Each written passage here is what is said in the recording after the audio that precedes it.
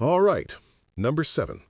Your inner child didn't disappear. They just moved into the basement of your brain and started pulling wires. Most people like to believe that growing up means you become a different person. You don't. You just learn how to walk around in adult clothing while your emotional reactions stay stuck at whatever age they were installed. That's why you can be 25, 30, or even 40 and still react to minor inconveniences like a frustrated toddler trying to fit a square block into a circular hole. When someone ignores you, you feel the exact same panic you felt at age 7 when your best friend decided to sit with someone else at lunch. When someone raises their voice, your brain doesn't think, "Ah, yes, a disagreement." It thinks, "We are small, we are unsafe, we must hide behind the couch." The inner child is still there, still terrified, still convinced it's doing the right thing by hijacking your nervous system. And the funniest part is that your adult self just plays along, pretending these emotional earthquakes are completely rational reactions.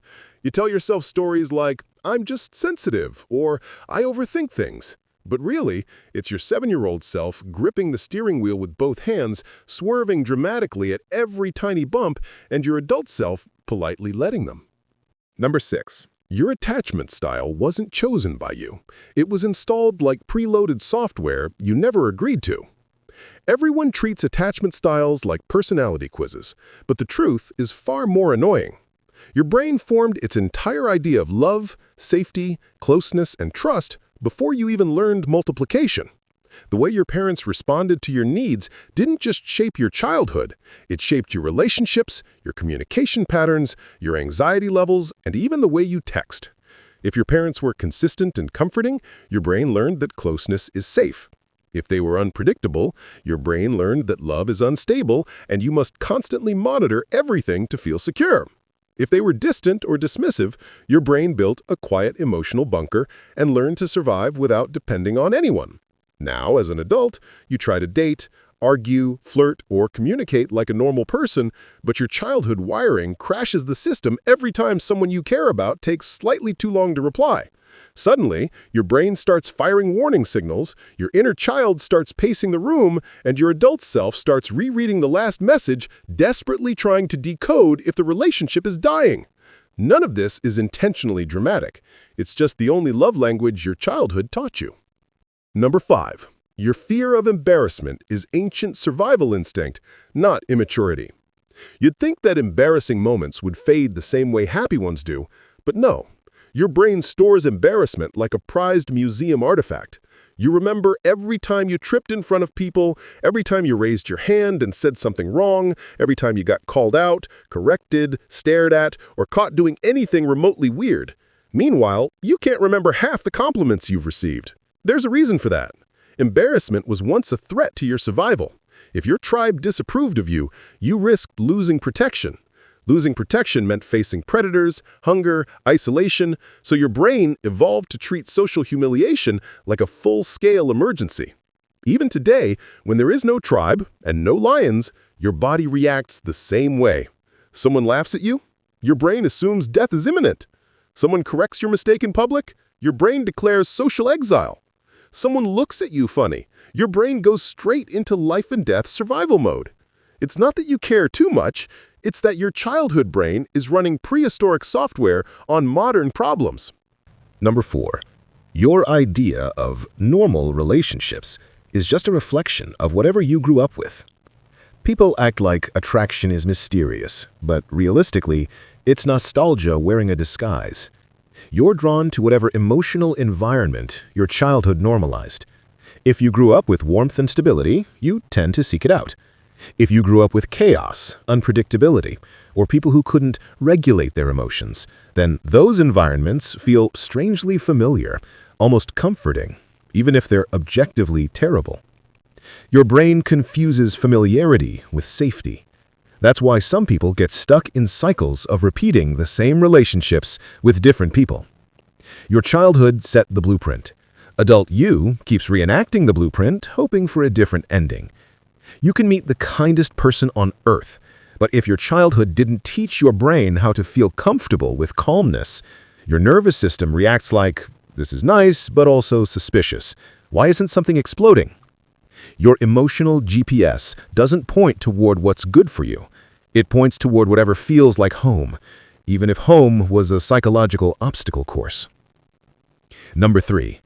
Your fear system is basically a child with way too much power.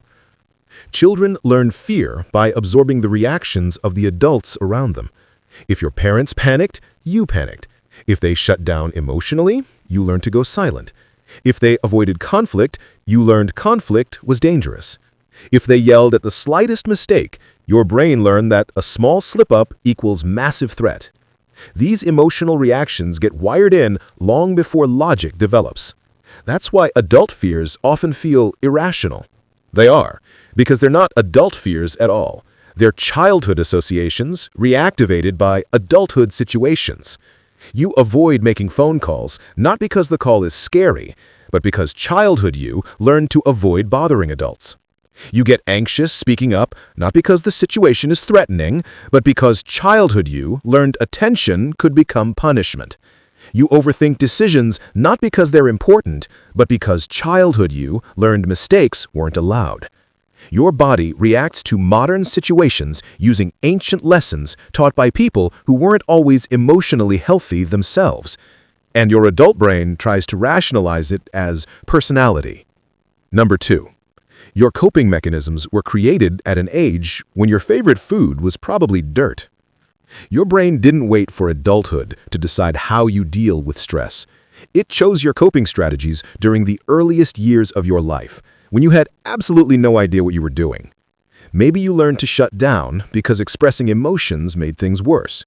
Maybe you learned to joke your way through everything because humor kept you safe. Maybe you learned to avoid problems because confrontation felt overwhelming. Maybe you learned to overachieve because praise was the only time you felt seen. All of these coping strategies made perfect sense at the time. They protected you. But now you're an adult in situations where these strategies no longer help, but your brain doesn't care. It uses them anyway, because childhood habits become default settings. And the older you get, the more those default settings start to feel like parts of your personality, even though they were never truly yours to begin with. Number 1. Your self-worth was programmed before you even knew what self-worth was. The way the adults around you treated you didn't just affect your childhood, it engraved itself into your core identity. If you grew up being encouraged, you learned you deserved good things. If you grew up being ignored, you learned your needs were burdens. If you grew up being criticized constantly, you learned nothing you do is ever enough.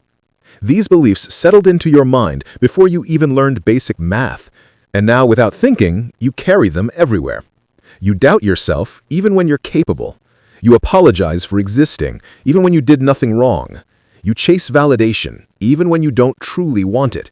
You shrink yourself even when you've outgrown the space you were forced into. And the hardest part is recognizing that your internal narrator isn't a wise adult. It's the echo of a child who simply wanted to be understood. And the strange thing is, once you finally notice these patterns, really notice them, you stop blaming yourself for them. You start seeing the child behind the behavior, the scared younger version of you who just wanted safety, affection, and predictability. And the moment you see that clearly, you stop letting that younger version of you drive.